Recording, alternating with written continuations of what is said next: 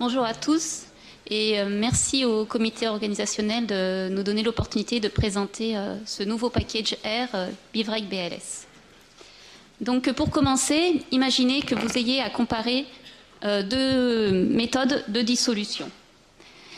Alors vous avez pris 8 comprimés d'un batch homogène, vous en avez dissous 4 et vous avez mesuré le pourcentage dissous avec la méthode 1 et vous avez fait de même avec la méthode 2, vous avez mesuré à différents temps les pourcentages dissous.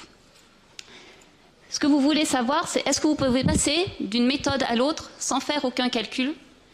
Et si ce n'est pas le cas, quel calcul est-ce que vous devriez faire? Eh bien, vous avez beaucoup de chance, car des techniques avancées pour traiter ces situations viennent d'être rendues disponibles via un nouveau package R appelé BivRec BLS pour Bivariate Regression Using BLS Techniques. Et maintenant, nous allons jouer avec. La première chose à faire, c'est de regarder les données. Donc, vous avez les fonctions qui vont s'afficher en noir-gras. Donc, voici maintenant, nous représentons les données de cette façon-ci. Nous avons sur l'axe des X les résultats obtenus avec la méthode 1 et sur l'axe des Y les résultats obtenus avec la méthode 2. Donc, vous voyez les différents répliqués à chaque temps. La ligne en pointillé, ça serait la ligne de parfaite égalité entre les deux méthodes.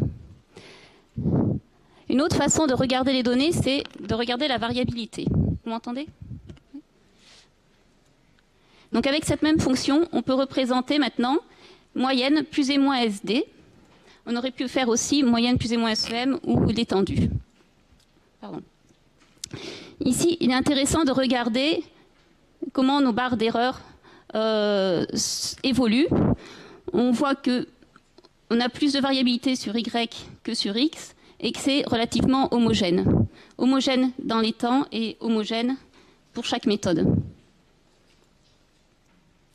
Toujours pour regarder la variabilité, on va du coup s'intéresser à quelque chose qui est le ratio des variabilités. On va définir deux ratios, lambda et lambda XY. Donc c'est le ratio de nos deux variabilités de chaque méthode.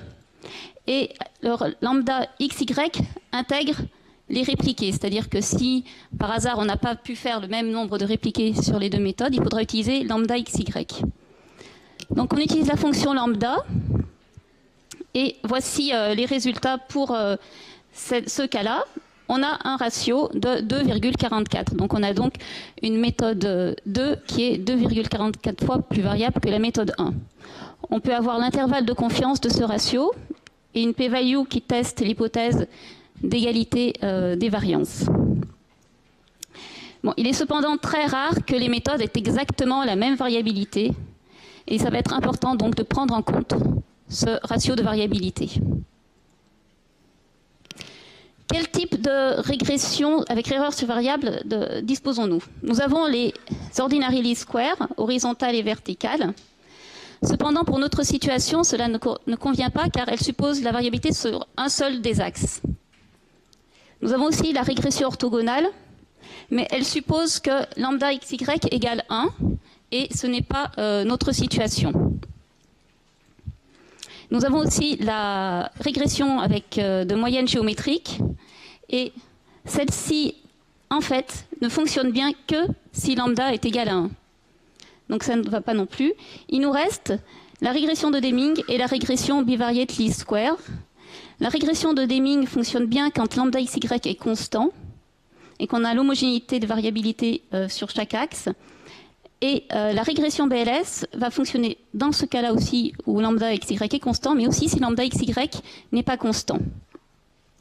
On a aussi une régression non paramétrique. Donc finalement, la régression BLS permet de faire toutes les autres régressions. Et vous avez en rouge celles qui sont dans le package. Analysons nos données maintenant avec cette régression BLS. Vous avez ici donc les fonctions. Et voici nos données maintenant. Donc ici, ce sont les points moyens. On a représenté ici l'intervalle de confiance. Donc l'intervalle de confiance permet de prédire une valeur moyenne à une certaine valeur de x. Maintenant, si on veut prédire une valeur moyenne de y à n'importe quelle valeur de x, il nous faut les bandes de confiance. Maintenant, si on veut prédire une future valeur, et non plus une moyenne, il nous faudra des intervalles de prédiction. Et enfin, si notre future valeur n'est pas une valeur individuelle, mais la moyenne de 2 valeurs, ou de 3 valeurs, ou de 6 valeurs, il nous faudra utiliser les intervalles généralisés. Cependant, la pure égalité, c'est-à-dire les dotted lines, existe rarement. Et pour pouvoir dire qu'on peut passer d'une méthode à une autre, c'est en fait dire qu'on est prêt à accepter une certaine différence. On va la noter ici delta, et cette différence sera de chaque côté de la ligne y égale x. On va définir un intervalle d'acceptation par rapport à x. Voici maintenant représenté l'intervalle d'acceptation. Alors comme c'est une démarche d'équivalence, eh bien on peut changer les intervalles. Ici tout à l'heure vous aviez des intervalles à 95%, maintenant vous avez des intervalles à 90%. Et on dira que si l'intervalle parmi ceux-ci, celui qui correspond à notre objectif, est contenu dans la zone d'acceptation, alors nos deux méthodes peuvent être considérées comme équivalentes et donc interchangeables. Qu'en aurait-il été si notre delta avait été de 5? Là, je vais utiliser un delta de 20. Eh bien, maintenant, on ne peut plus conclure à l'équivalence. Cependant, on peut établir une relation linéaire entre les deux méthodes, puisqu'on peut estimer la pente et l'intercept. Donc, voici maintenant la relation linéaire qu'on peut établir entre la méthode 2 et la méthode 1. Une fois qu'on a cette relation, on peut aussi s'intéresser à prédire des valeurs de la méthode 2 à partir des résultats de la méthode 1. Donc là aussi, on va utiliser cet argument dans la fonction BLS. Voilà, par exemple, on veut prédire pour 85% dissous avec la méthode 1. Quel résultat est-ce qu'on aurait avec la méthode 2? Donc on aurait en moyenne 80%. Et on peut encadrer cette valeur selon l'intervalle qu'on souhaite. On peut aussi avoir un delta qui serait 1% de notre valeur de x. Donc voilà ce que ça représente. Notre intervalle d'acceptation maintenant va évoluer en fonction de x. Il existe une autre façon de regarder les données, c'est l'approche moyenne-différence. Donc, de cette représentation-là, on passe à cette représentation-ci, où maintenant, on a sur l'axe des abscisses la moyenne des deux méthodes, et sur l'axe des ordonnées, la différence entre les deux méthodes. Et bien sûr, on souhaite que nos différences soient le plus proches de 0, quelle que soit la moyenne des méthodes. Là, j'ai utilisé la fonction Europlot pour faire ce graphique. C'est une approche qui a été popularisée par Bland et Altman.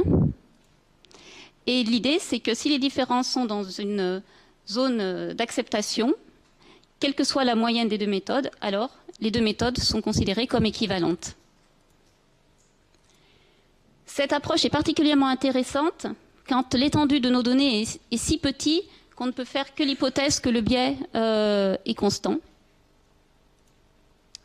Quand les données sont log normales et qu'on souhaite exprimer les résultats en termes de ratio, qu'on comparera à 1, et aussi quand c'est vraiment comme ça qu'on souhaite voir les données, c'est-à-dire représenter les différences en fonction des moyennes.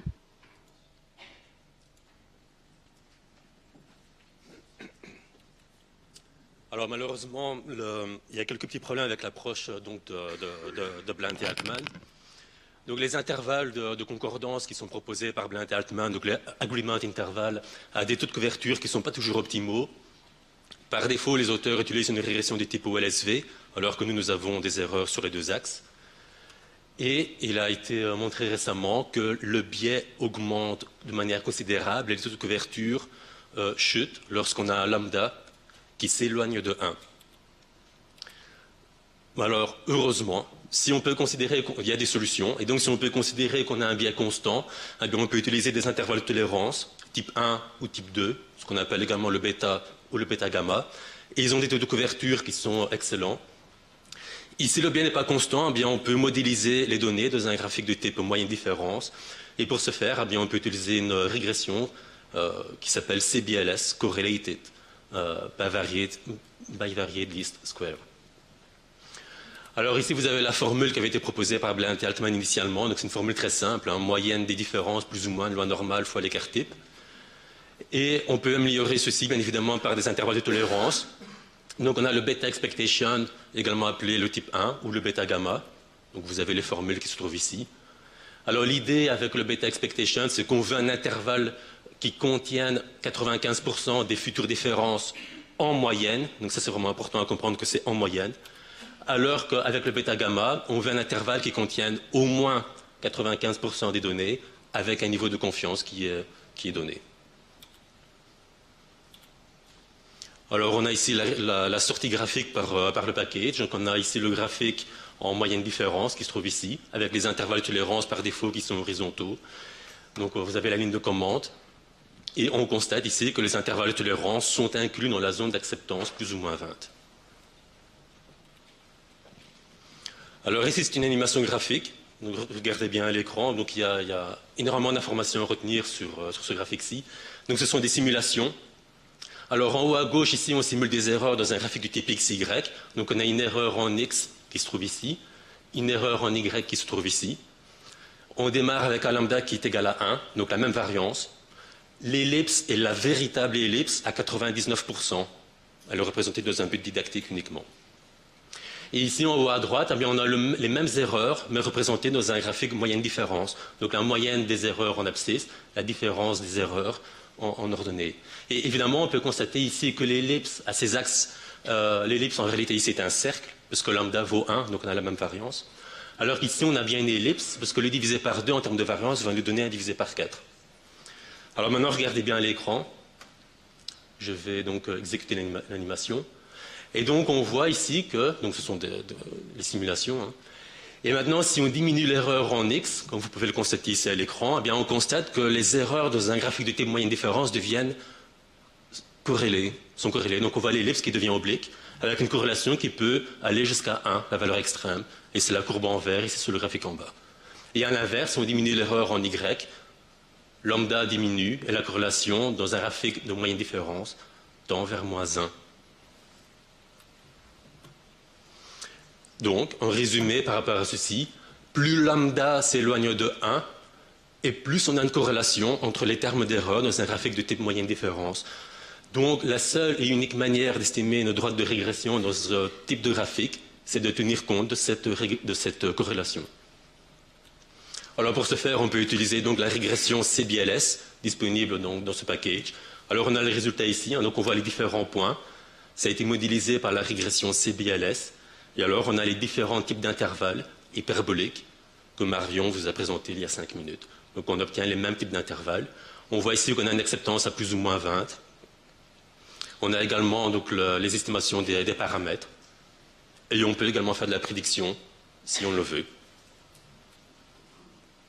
Alors, si les données suivent une log normale, une loi log normale, il est toujours possible de calculer la régression BLS ou CBLS sur les données transformées en log. Et ensuite, le package permet de transformer automatiquement les résultats sur les échelles initiales. Donc pour ça, on doit simplement utiliser ici l'argument anti-log en base E ou en base 10. Et la différence dans un graphique de type moyenne différence, c'est que les différences deviennent des ratios et les moyennes deviennent des moyennes géométriques. Et ici, évidemment, il faut viser idéalement un ratio égal à 1. Alors, si on n'a pas de répliqué, bien, si on n'a pas de répliqué, malheureusement, la variance est inconnue, elle ne peut pas être estimée, il n'y a pas de solution unique. Mais on sait que les régressions du type OLS sont toujours les régressions extrêmes. Alors, on a ici plusieurs fonctions qui sont disponibles.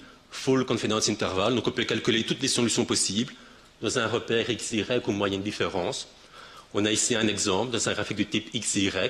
Et alors, ce qui est représenté ici, c'est le confidence band extrême. Donc, ça veut dire que c'est un confidence band qui est construit à partir des deux confidence bands de l'OLS V et de l'OLS H.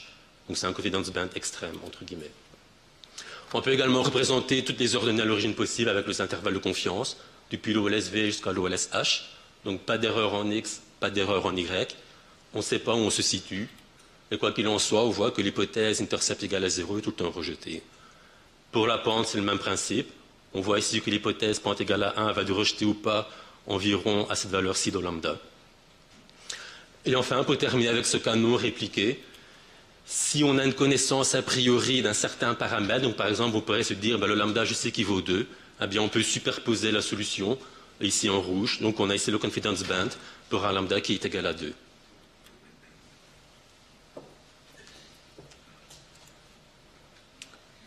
Alors, vous avez beaucoup de raisons d'avoir confiance dans ce package. La première chose, c'est qu'il a été développé via une collaboration entre l'Université de Glasgow et Sanofi, où Bernard a apporté son expertise dans les régressions avec erreurs sur variable et la programmation R, où Sanofi a apporté son expertise dans la construction d'outils end-user et leur validation des calculs, des messages d'erreur, des warnings. Nous avons aussi apporté une grande variété de types de données et de situations à traiter avec ce package. Et je remercie particulièrement l'équipe projet qui a permis le développement de ce package. Donc, toutes les méthodes développées dans ce package viennent de la thèse de Bernard Frank et des articles qui sont liés, où il est démontré que les régressions BLS et CBLS ont de très bons taux de couverture, qu'on soit en données single ou répliquées, quelle que soit la taille de l'échantillon, qu'on ait des données équilibrées ou déséquilibrées, qu'on ait des variances homogènes ou hétérogènes entre les méthodes ou à l'intérieur des méthodes. Donc ces techniques incluent les régressions avec erreurs sur variable les plus fréquentes. BLS XY est identique à CBLS MD et ce sont des méthodes robustes aux outliers. Comme vous l'avez vu, vous pouvez choisir parmi un grand nombre d'intervalles en fonction de votre objectif. Avec seulement 3 arguments, vous pouvez tout de suite voir ce qu'il y a dans vos données. Et nous ne vous avons pas tout dit. Alors, si vous voulez donc comparer des mesures qui viennent de 2 équipements différents, 2 appareils, 2 méthodes ou 2 techniques, vous pouvez passer d'une référence à une alternative, quelle que soit la raison, et que vous deviez démontrer que l'alternative se comporte aussi bien que la référence en biais et en précision, ou alors que vous deviez établir un modèle mathématique entre les deux, et que vous cherchez une solution, un outil statistique facile d'utilisation et gratuit, eh bien BiVrec BLS est parfaitement adapté à votre besoin.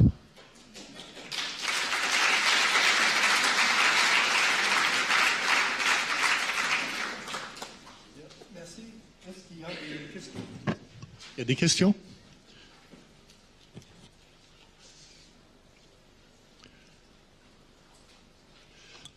Moi, je pose la question classique des chimémétriciens. Il y a une version MATLAB? Non. Non. D'autres questions? Ah, c'est là. Jean-Claude.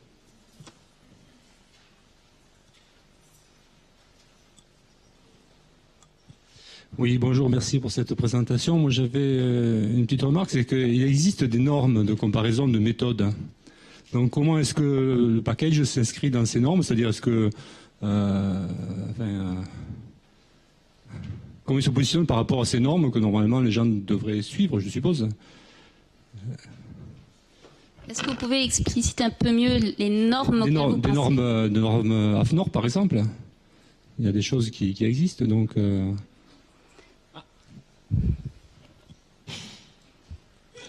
En fait, moi, je ne connais pas du tout les normes, mais enfin Bernard aurait pu le dire, hein, mais ce travail est parti du fait que il y a eu un groupe de normalisation en France. Il y en a peut-être qui en faisaient partie ici.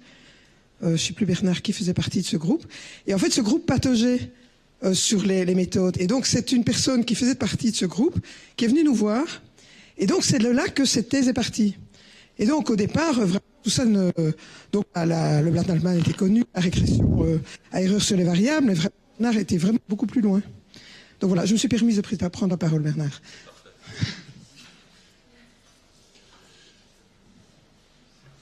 Ok, très bien, merci encore. Il y a un autre. Merci. C'est une question naïve, je pense, mais est-ce que ça pourrait être appliqué au graphe de parité, Y prédire contre Y cible, comme un outil de diagnostic de biais ou autre?